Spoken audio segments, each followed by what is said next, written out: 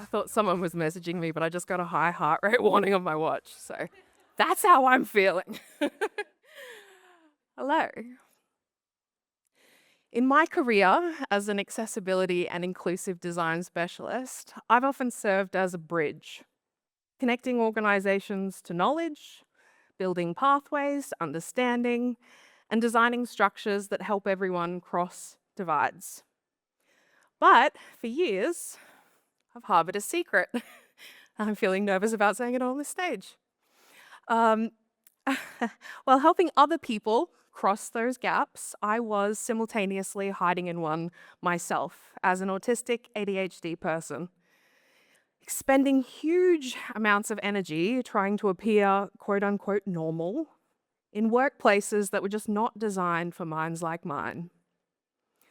So today, I want to explore how we can bridge the gap between traditional workplace design and the diverse ways that human brains actually function.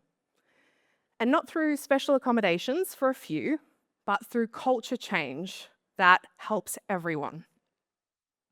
And while big systems might take time to shift, sometimes the greatest impact comes from the tiniest changes. Little things that we can each do every day. So that's what I'm going to focus on. But before I continue, I would like to acknowledge that we're gathering here on the unceded lands of the Wurundjeri people of the Kulin Nation, people who have been designing systems of knowledge, care, and community on this land for tens of thousands of years. And as someone who speaks about building more inclusive workplaces, I recognize that the structures many of us work within were not designed for all of us equally. And that includes the ongoing exclusion of First Nations people from systems of power and education and employment and design.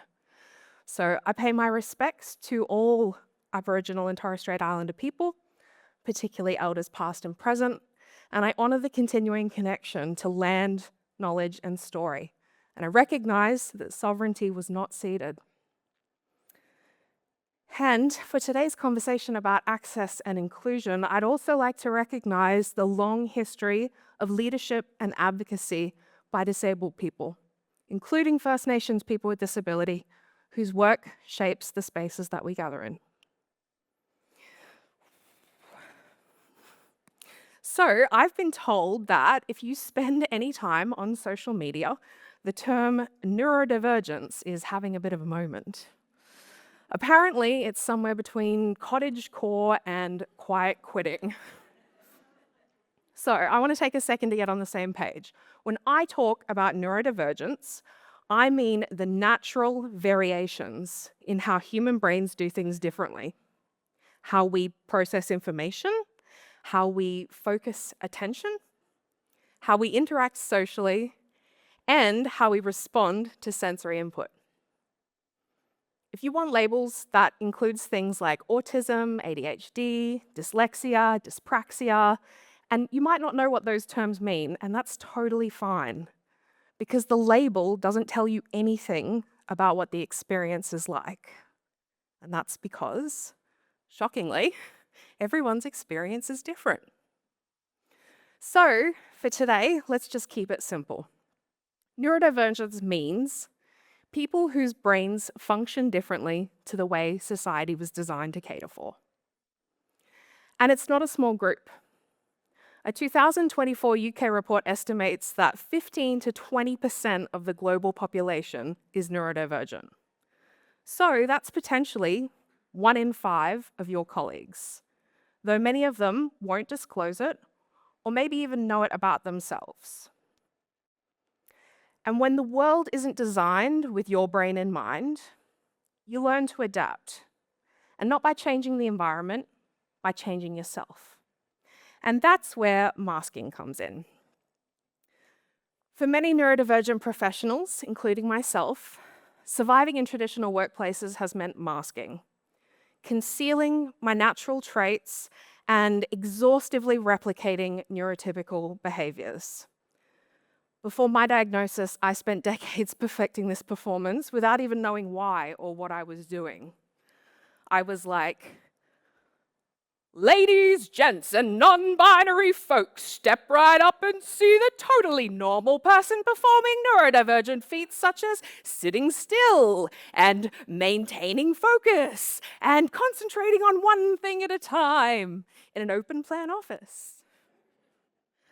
So it's kind of funny now, but it is devastatingly exhausting and it's not sustainable. These days, I have the support to work differently, freely. I have the autonomy to shape my environment to suit how I think, focus, and regulate. And that has changed everything for me, both personally and professionally. But even now, I still hesitate to use the word need. I have a small ADHD side tangent incoming. We throw around the word need all the time. Like, I need a coffee or I need a holiday. But when someone says something like, I need to work from home because fluorescent lights make my brain melt, suddenly that feels like something that they have to justify. And I think that that double standard reveals something else. I think that we're taught that needs are only valid if they're about surviving, thriving. That if it's not urgent or medical, it's not a real valid need. And yet, people with disability are constantly asked to justify their needs. Do you really need that? Why do you need that? Yet, scroll through social media and it's all about hashtag living my best life. So, yeah, I think that asking for support to thrive is not indulgent, it's intelligent. When I work from home, I'm not just unmasked, I'm regulated. I'm able to control my environment. Things like lighting, sound, temperature, clothing, smell. Maybe except for the really smelly farts that my cat does. Some things are unavoidable. And I might end the day in a totally different outfit because the seams of my shirt turned evil halfway through. But I can stay focused. I can stay present and I can stay in the job. And I can show up for things like this because I'm not spending all of my energy just scraping my brain off the floor every day trying to get through. And here's the thing, that experience that I just shared, it's not unusual. It's just usually hidden. Because when you're spending all of your energy trying to seem okay instead of just being okay, there is a very real cost to the individual, but not just to the individual. Research from University College London shows that sustained masking is linked to burnout, anxiety, and depression in neurodivergent adults. In fact, nearly 50% of neurodivergent employees report experiencing burnout at work, compared to 38% from neurotypical employees. Still high. And nearly 70% of neurodivergent employees experience significant mental health challenges. So this isn't just a personal issue. Burnout is an institutional problem. It is caused by environments, not by individuals. And the gap between how neurodivergent minds function and how workplaces are designed isn't just a challenge for those of us in that gap. It's a systemic design flaw. Not building the right bridges doesn't just hurt individuals, it costs organizations the full value of diverse thinking. When neurodivergent employees spend their energy on masking or on building one-person bridges across the gap, organizations lose out on heaps of incredible stuff, like innovative problem solving. Neurodivergent folk often spot patterns and angles that other people miss.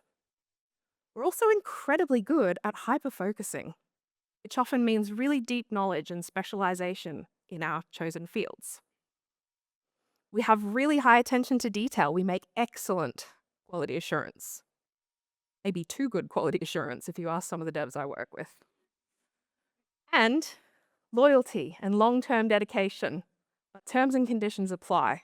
The environment has to be safe. I have worked with brilliant neurodivergent colleagues who can spot bugs in the code before it's even written. They can connect dots that other people don't even see. They solve problems in ways that make everyone go, oh shit, that's clever. But that natural brilliance, it can't show up when people are spending all of their energy just trying to, regulate, fit in, and certainly not when they're trying to keep themselves from burning out. And when businesses don't build the right bridges, they lose out on innovation, insight, loyalty, and deep specialization. But also, as Harvard Business Review notes, teams that are cognitively diverse solve problems up to 20% faster, not 20 times, 20% faster than homogenous ones. So when you think about it that way, this isn't just inclusion for the sake of it. It's actually performance strategy. Now, what does it look like to build these bridges in our everyday work life? I'm glad you asked. Because it doesn't take big funding, right? It doesn't have huge grand redesigns. You can think of it as something like a DIY bridge model kit, something that anyone can start assembling one piece at a time. And I'm going to walk you through my 4 essential parts. Number 1 is communication. So every bridge needs a solid foundation. And that starts with communication that's clear, explicit, and it doesn't require people to just know what's expected. Take, for example, a simple message that just says, quick chat. Might seem pretty casual to you, but for some of us, it sparks a whole chain reaction. Like, what is this about? Did I forget something? Have I done something wrong? How can I prepare for this conversation? Should I reread the notes from our last conversation? Just those 2 words, they can send me spiraling. Like type, delete, type, delete kind of spiraling. And that's where communication supports come in. That might look like setting agendas or providing context ahead of time, or explaining why something needs to be done, not just the what of it, or offering written follow-ups so that people can come back and absorb and revisit the information.